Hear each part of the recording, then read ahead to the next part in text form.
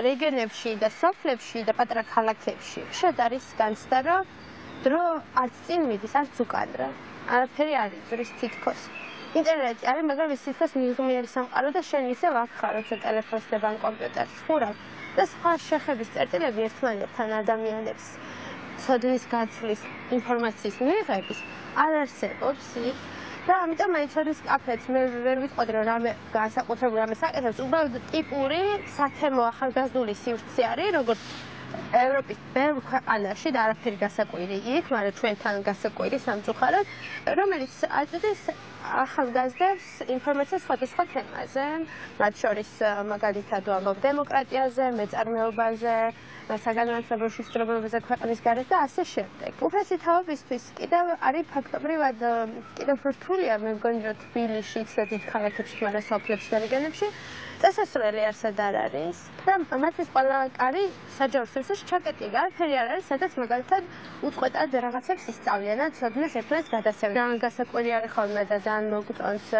ევროპაში და განსაკუთრებით კიდე ამერიკაში, რომ 60 წელს გადაცილებულებისთვის ზაფხულის უნივერსიტეტები არის უფასო ბევრი, ჩვენთან რატო არ არის? თბილისშიც კი არ არის, მაგალითად დიდ ქალაქებში არ არის და ადამიანი ვიდრე ცოცხალია, სულ უნდა რომ რაღაცა სწავლობდეს და ვითარდებოდეს სიკვდილში რამდენად წელიწადში, ჩვენც იქნებით 60-70 წლის და ჩვენც ეგრე მოგვექცევა გარემო, რომ უსარგებლოები ვართ, რომ საჯარო სივრცეს ჩვენი ადგილი არ არის, ჩვენ გართობას არ უსახურებთ, ჩვენ განათლებას არ უსახურებთ, ხოდა გვინდოდა რომ ეგ ცოდნის კაფეში დაგვენგრია და საერთოდ ეგ ნაწილი ჩვენი ყოფიერების დაგვევიწყონა და ხანდაზმულებისთვის მიგვეცა შესაძლებლობა გაგვეღო კარი და გვეთქვა დაგვეგზავნებინა პირველ რიგში რომ ჩვენ გვჭირდებით, ჩვენ ძალნიშნულოვანები ხართ ჩვენი საზოგადოებისთვის და ჩვენ ერთად ვაკეთებთ კინოჩვენებებს, ერთად ვაკეთებთ მასტერკლასებს, ვორქშოპებს, ხოლმე საგანმანათლებლო და ლიტერატურულ შეხვედრებს, ხო? იმიტომ რომ ხო ადამიანია ფასეული ჩვენთვის, მიხედავთ რამდენი წლისაა ის.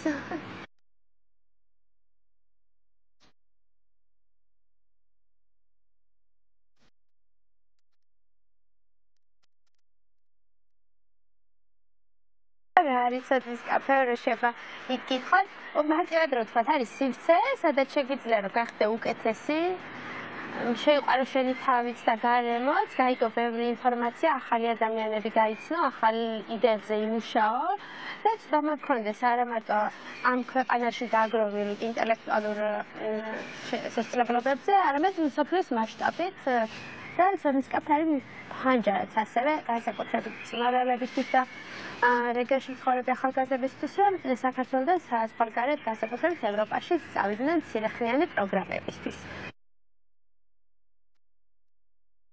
ჩვენ თვითონ წინარეები ვართ და ძალიან ბუნებრივია, რომ გარემოს ცვლილებაზე ან უკეთესად დახდომის შესაძლებლობაზე ვფიქრობ, პირველ რიგში იქ დაიწყებ რაც ჩვენთან ახლოა და ჩვენთან ახლოს ბუნებრივია, რომ წინარი იყო იქ დავიბადეთ, იქ დავიზარდეთ, მე იქ ცხოვრობდი. ამიტომ ეგრე მესმის, რომ შენ ცხვირწინ რაც არის, ჯერ ეგ უნდა მოვაგვაროთ და მერე დავიწყოთ სხვა სივრცეებზე ფიქრი.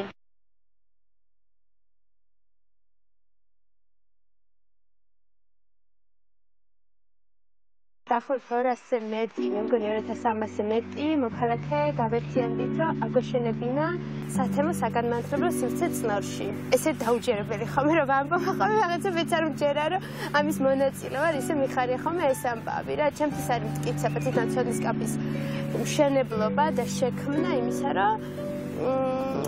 რომ თუ მოვინდომეთ და ნამდვილად გვინდა და გვჯერა იდეის, ფაქტობრივად რამდენიმე 1000 ადამიანიც მზად ვართ, რომ ჩვენი ტიპიდან, ჩვენი სამყოფი და არსებობის თანხა გადავიმეტოთ განათლებისთვის და საერთო საზოგადო სიკეთისთვის.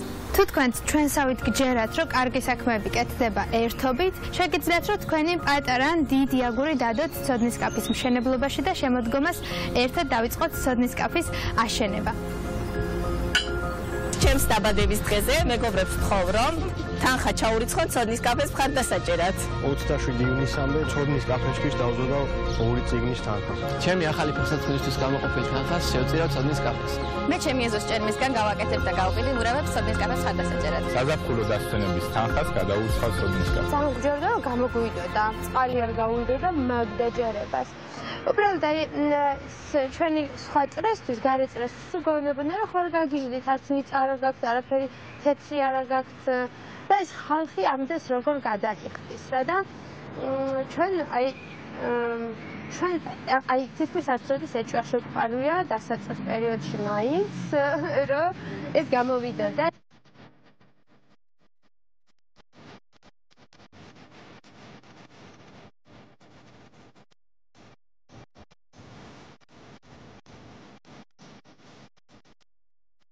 ეს 21 წელს გამოჩნდა მესიქავსი, რომელსაც ჰქონდა ევროკავშირის ფული და გითხრა, რომ ჩვენ გჯერათ თქვენი იდეის მოგწონს ეს საკეთებთ, ძალიან კარგი თასმის საქმეა და ძადვართ, რომ მშენებლობაში ნაწილობრივ მოგეხმარებთ. ანუ აი ამ მონაცემით საერთო ხარჯის დაახლოებით 30% დაგია ევროკავშირმა იმისთვის, რომ წინააღმდეგ საქართველოსისთვის საგანმანათლებლო სამოყო სივრცე გქონოდა. და ჩვენთვის ძალიან მნიშვნელოვანი იყო, იმიტომ რომ მანამდე ყველა თეთრი და ყველა ლარი იყო უმეტესწილად მაგროვები მოქალაქეების მიერ. და ეს ერთიანად ამ თანხის მიღება იყო ამ კრებში გაშლა ჩვენი გუნდისთვის, რომ რაღაცებს მაგალითად აღარ ვიდარდებდით და უფრო სწრაფად წავიდოდა პროცესი. და ეს აღაშენა 2021 წელს ცოდნის კაფე, რომელიც საკმაოდ დიდია, ხო, 960 კვადრატია და ყველა იმ სივრცეს აერთიანებს, რომელზეც მოცნებობდით აქამდე, რომ გაერთიანებინა ცოდნის კაფე.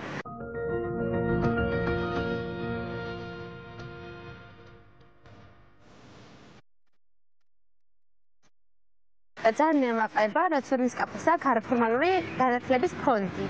და ჩვენი მეგობრები და ჩვენი თანამოაზრეები საკუთარი ფულით ვაფინანსებთ სკოლის მოსწავლეებს და სტუდენტებს, რომლის ოჯახებსაც შესაძლებლობა არ აქვს, რომ ან უნივერსიტეტის განსახადი გადაუხადონ, ან უნივერსიტეტის ჩასაბარებელი მოსამზადებელი ხარჯები გადაუხადოს.